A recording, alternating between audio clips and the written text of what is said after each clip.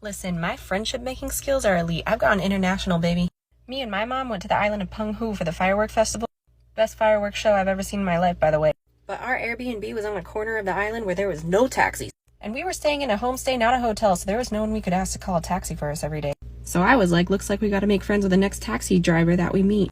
Now, before we went to Taiwan, I tried to learn Chinese for 3 weeks. I learned about 150 words, that's it. And most of them were all centered around ordering food. So after we got our next taxi driver and he dropped us off, I stopped him and I said, 你我朋友. The taxi driver was like, haha, 对. And I said, 你有 line 吗? And then I pulled up my Line messaging app. So I added him on Line and I kept messaging him all the time. He never checked his messages, so I had to call him.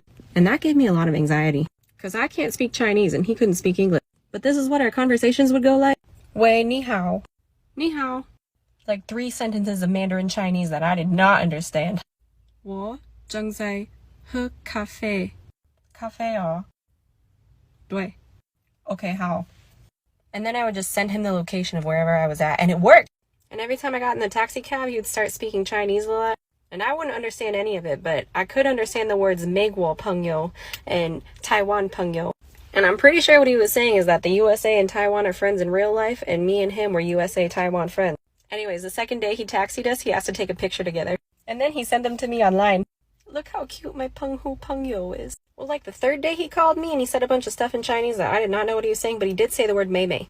I was like, is he calling me Mei Mei?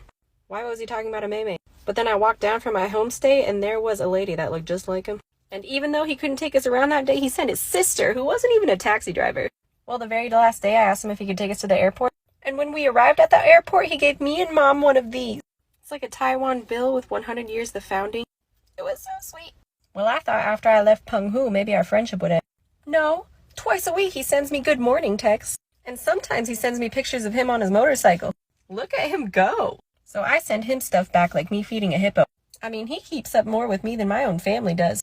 I made a friend for life, baby. All it took was learning 150 words of Chinese.